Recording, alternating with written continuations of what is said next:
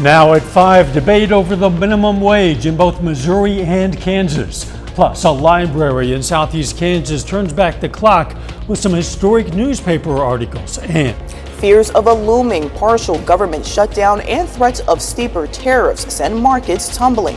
I'm Erica Brown on Capitol Hill with more on that and the latest legal block to President Trump's efforts to slash the federal workforce. The 4 states' most watched news starts now. Debates rage concerning potential changes in the minimum wage on either side of the Missouri-Kansas state line. This is KOAM News at 5. I'm Dow Quick. The Missouri Supreme Court heard arguments this week for a legal challenge that would overturn a recently passed proposition. In November, Missouri voters passed Proposition A, which raised Missouri minimum wage to $13.75 in January and guaranteed sick leave for hundreds of thousands of workers. Several business groups filed a legal challenge. Their primary argument is sick leave and minimum wage are separate issues that violate the single subject rule for amendments and propositions. The Missouri Supreme Court is expected to release a ruling within the next month. As the fate of Missouri's minimum wage is left to the state Supreme Court, Kansas lawmakers are working to raise theirs. Currently, minimum wage in Kansas is $7.25 an hour. State House legislators introduced a bill proposing to raise minimum wage to $15. A similar bill in the Senate would raise minimum wage to $15 with further increases each year based off the cost of living. Both bills were referred to committee. McCuno Sage Township Library is bringing history to life with a collection of old newspaper articles, some dating back to 1888. From murder cases to an old method for curing rabies, these documents offer a unique look into the past. Library staff have been working to organize these files for patrons to read, providing a glimpse into local and national history. The collection showcases how reporting and public records have evolved over more than a century. People could come in and read them. I could probably do checkout, but then they got lost. I'd have to redo all the information again. So if there was interest, I might make copies, but right now I just made it available where they can come in and read them. The director says if the archive gains enough interest, more historical documents could be added. Independence High School partnered with Special Olympics Kansas to hold the school's first Special Olympics for senior citizens. Individuals 45 and older with special needs or individuals 55 and older currently residing in a senior center were paired with high school students to do various low-impact activities. Event holders say they're the only ones who do this in the state. First time the Independence High School's kind of taken over this event and they've ran it fully. They've done a lot of the legwork on coming up with the different activities, and it's just been awesome. We have a concession stand with popcorn. It's a party in here. Some seniors out here that are just having a great time. Anytime they get a chance to compete, I want them doing it. And they've been winning, they've been having a great time. After the event, every participant received an award while taking pictures with local first responders for their hard work. Children's Miracle Network hospitals raise funds to give assistance to children with medical needs, and Freeman Health System in Joplin announced their 2025 Children's Miracle Network champions, 2 brothers named Rusk and Sutter. Rusk was diagnosed with Down syndrome at birth, causing vision delays and other obstacles. Just 2 years later, the family flew to Serbia to adopt another son with Down syndrome named Sutter. The brothers will serve as the face of Children's Miracle Network, treated at the hospital, and raise awareness about the ongoing need for donations to support the Children's Hospital. Open our hearts to the opportunities to be able to love children, and that every kid needs an advocate, right? It began us on a journey to be able to adopt another child with Down syndrome. To receive assistance, families can reach out to the Family Relations Coordinator at Children's Miracle Network. Receiving help is need-based, not income-based. Let's check in with Chief Meteorologist Doug Heddy now for our first look at the weather. And it turned out to be another beautiful day for us again today. All week long, we've had fantastic temperatures. 81 in Joplin, 81 in Pittsburgh is where we sit. Everybody upper 70s to lower 80s, well above where we should be for this time of the year. We should only be topping out into the upper 50s. We slide back 70s, 60s, upper 50s for us later on tonight. We have high wind warnings and watches in effect, fire danger as we get into Friday, as the winds are really going to pick up. We're tracking our next storm system, which is now in the western third of the country, but the winds really increase. By morning, we're going to have gusts 30 upwards to 40. These keep climbing near 50, maybe 60 by tomorrow afternoon. So we're going to break this all down for you here in a bit. In a few, take a look at this. O'Reilly Auto Parts in Neosho, Missouri is temporarily closed after an SUV drove into the building. Neosho police say one customer who was at the counter was rushed to the hospital. There's no update on her condition. No one in the vehicle was injured. The store can reopen after repairs are made. President Trump announced today he will not back down from 25% tariffs on all incoming steel and aluminum imports. He's also threatening tariffs up to 200% against some European imports after the EU put in retaliatory tariffs against the U.S. This is all adding to the economic uncertainty roiling the stock markets. Erica Brown has more details from Capitol Hill.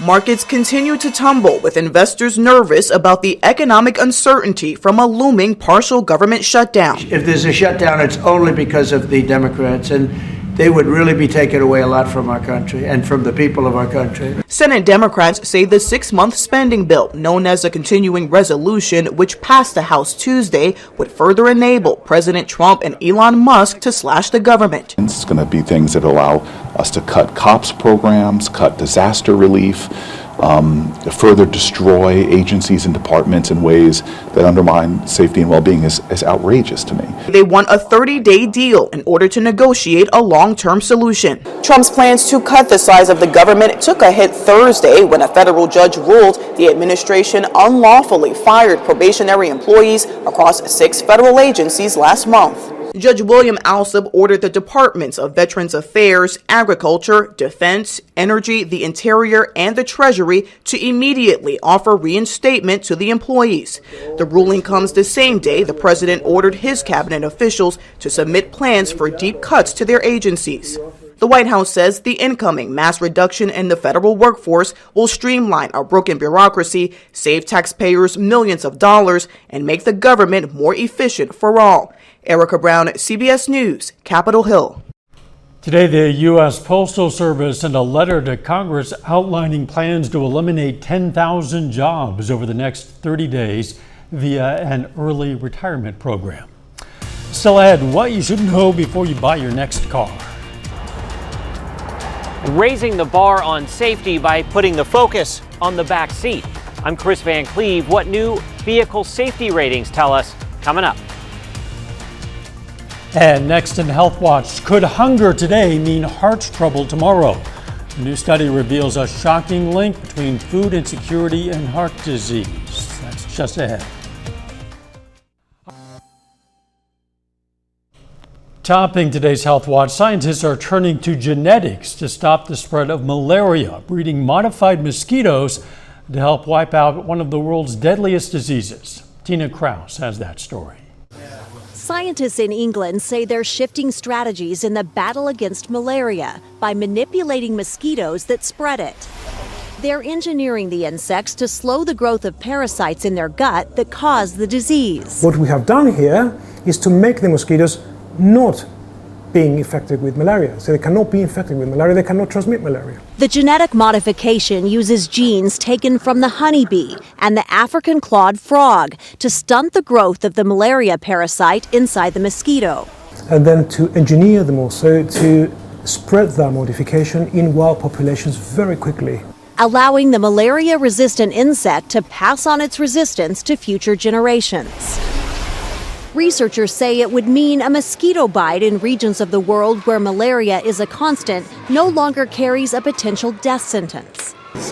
Malaria kills around 600,000 people every year. More than 90% live in Africa, and most are children under 5. The Transmission Zero team says its technique has dramatically reduced the spread of malaria in the lab. And if proven safe and effective in a real-world setting, it could offer a powerful new tool to help wipe out malaria.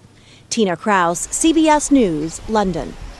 Researchers hope to do field trials with the genetically modified mosquitoes within the next few years. Young adults who experience food insecurity could develop heart problems later in life.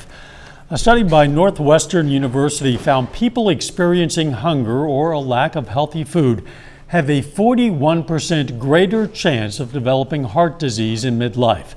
The study's authors say addressing hunger now could make a big difference in healthcare in years to come. Food insecurity affects 1 in 8 U.S. households. Watching more than 2 hours of TV a day is bad for your heart. A study by the American Heart Association showed people who had more sedentary lifestyles, including spending 2 or more hours daily in front of the TV, had a 12% greater risk of developing cardiovascular disease. Doctors suggest limiting TV to an hour or less daily to reduce the risk of heart attack and stroke. And people who are depressed or sleep deprived are more likely to believe conspiracy theories. A study by the University of Nottingham showed participants an article about a conspiracy theory. People with poor sleep quality and depression were more likely to fall for the false conspiracy theory than others. Doctors say sleep is crucial for mental health and cognitive functioning. And that is a look at today's health news. A little bit later, trapped and alone for 6 days. A mother's desperate cries for help go unheard until a hero steps in. How she survived the incredible rescue.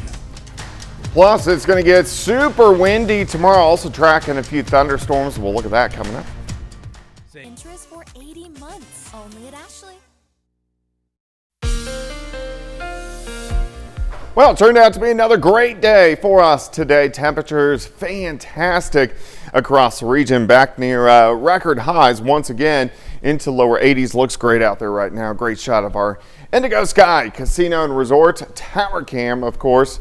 We are looking Indigos just outside of Seneca, Missouri. Temperatures warm. Look at this across the board, upper 70s to lower 80s. Again, that is near record highs for this time of the year. If you want to get outside this evening, it looks great. We slide back through the 70s into the 60s, eventually the upper 50s. Now it's Thursday, and on Thursday, our drought tracker always updates. It's a little bit better this week compared to last week, so southeastern Kansas looking okay. Still mainly dry across southwestern Missouri and still moderate drought across really from Joplin up towards Stockton. But the reason I bring that up, high wind warnings in effect for us as we go into Friday. The winds are really going to get moving as we get into the morning hours. So for tonight, they'll increase all night long. We'll have gusts 30 upwards to 40 by 6 a.m.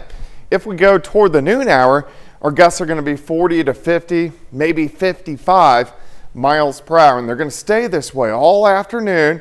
Then they'll come down a little bit once we get to about 6 p.m. So the windiest time should be about 10 a.m. till about 4 p.m.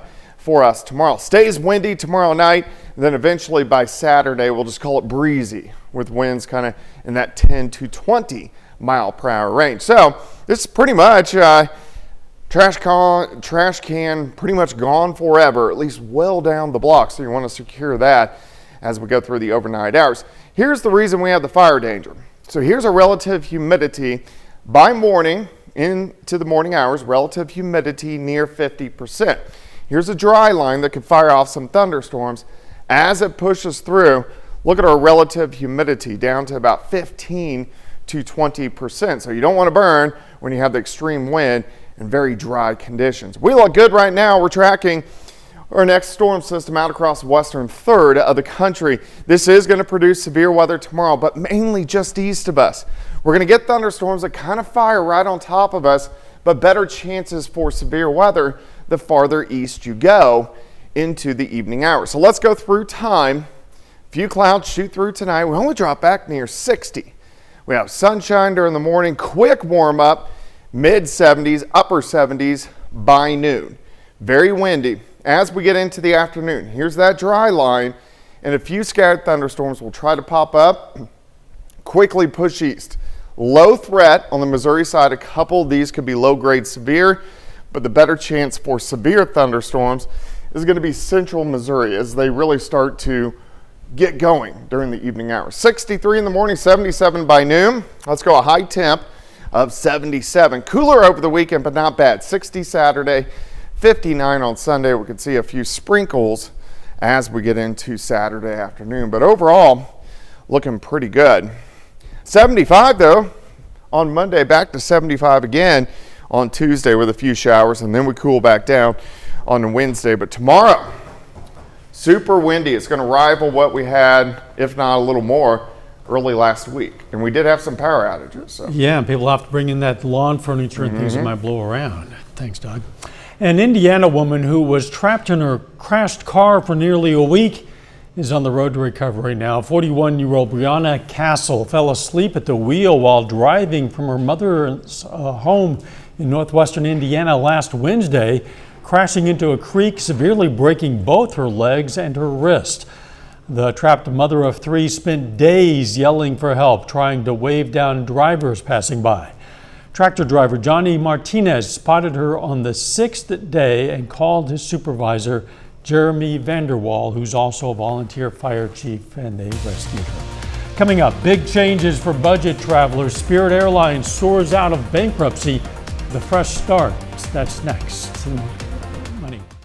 Get loaded cheesy breadsticks for only $6.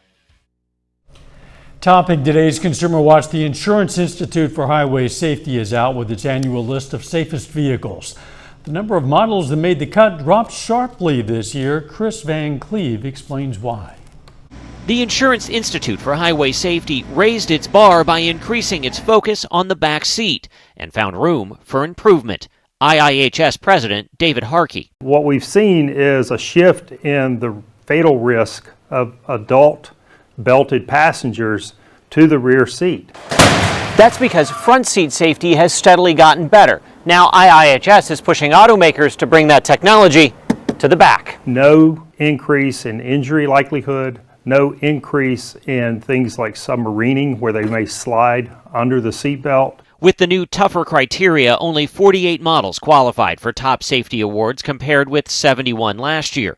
SUVs dominated the top picks, with 36 making the cut.